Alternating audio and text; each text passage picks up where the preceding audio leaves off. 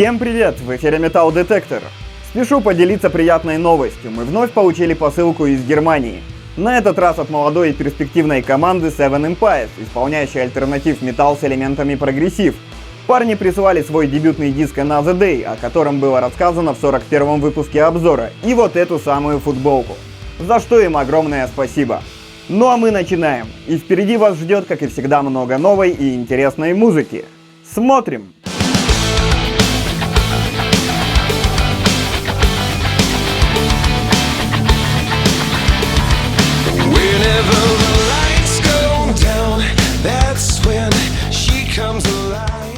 Открывает обзор легендарная американская банда, исполняющая смесь таких жанров, как альтернатив-рок и пост-гранж.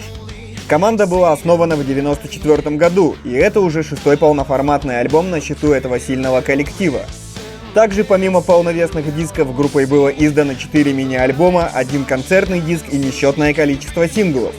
Что же касается новой пластинки, то она получилась красивой, легкой и позитивной. Собственно, ничего другого от этих ребят и не ожидалось.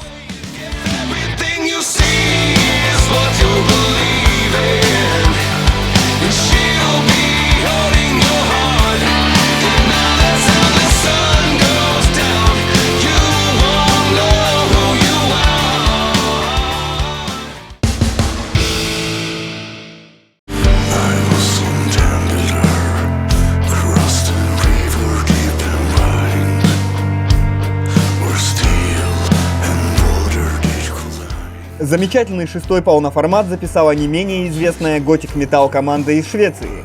Группа появилась на свет в 1992 году, однако в 2006 объявила о своем распаде, но спустя 6 лет в 2012 была собрана вновь, в довольно сильно изменившемся составе. По факту новый альбом является первым после воссоединения, так как предыдущий был записан аж в 2005 году. Надо сказать, что новый диск получился далеко не таким мрачным и печальным по сравнению с ранними работами группы. Основное настроение этой пластинки — это скорее легкая грусть.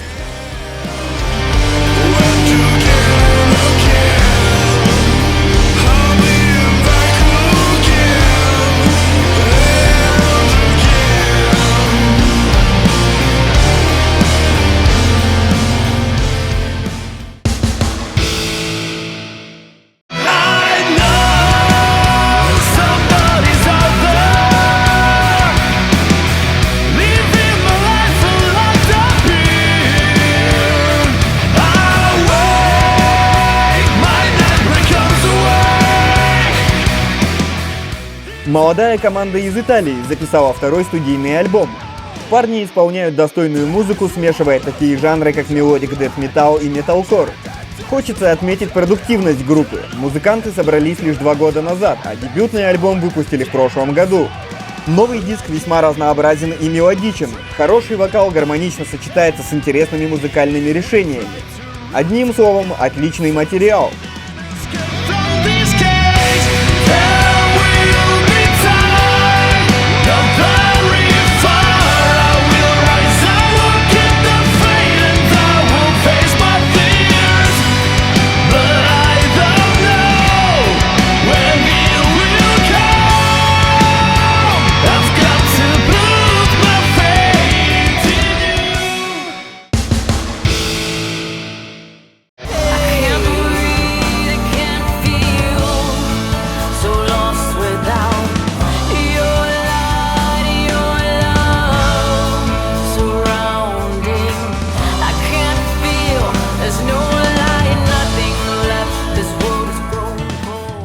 А на очереди просто потрясающий коллектив из Америки, выпустивший 2-й полноформат. Участники команды исполняют сложную и очень красивую смесь таких жанров, как прогрессив, готик и дэт-металл. Уникальное звучание команды возникло благодаря талантливой вокалистке Кэмми Гилберт, присоединившейся к проекту в прошлом году. Стоит отметить, что и дебютный альбом группы, вышедший в 2013, был весьма интересен. Однако после появления в команде женского вокала звук коллектива обрел полную гармонию.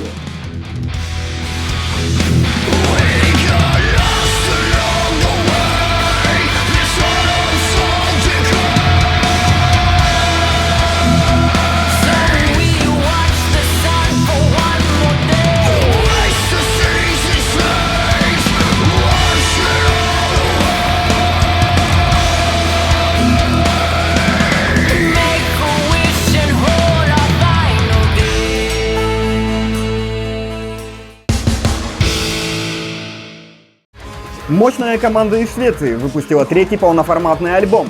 Парни рубят довольно суровый мелодик дэт-металл с элементами грув-металл. Характерными чертами этой банды являются сильный вокал и довольно мрачные, но в то же время весьма мелодичные музыкальные партии. И на мой вкус, это самый удачный альбом в истории группы.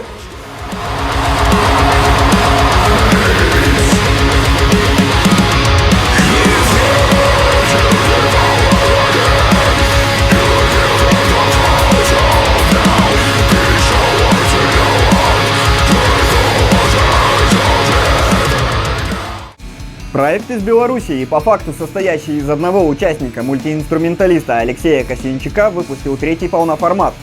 В своем творчестве музыкант не ставит жанровых границ и экспериментирует со смешиванием различных ответвлений металла с электроникой, причем преимущественно 8-битной. Одним словом, на новом диске автора можно услышать не совсем обычную, но интересную и весьма разнообразную музыку.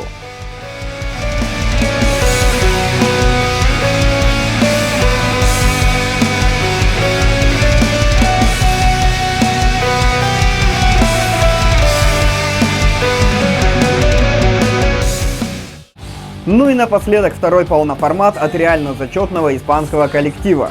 О жанре команды сложно сказать в двух словах. Дело в том, что направление дебютного альбома можно было определить как экспериментальный прогрессив-металл.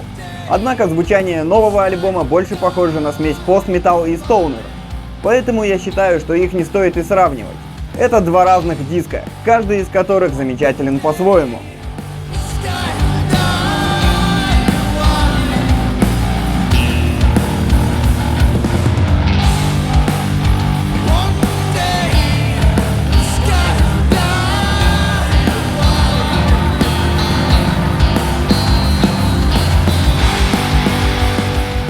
А на сегодня это все. Генеральный партнер передачи – самая крупная сеть рок-паблика ВКонтакте РМО Медиа Групп. Подписывайтесь на канал, ставьте пальцы вверх, оставляйте комменты, слушайте достойную музыку. Пока!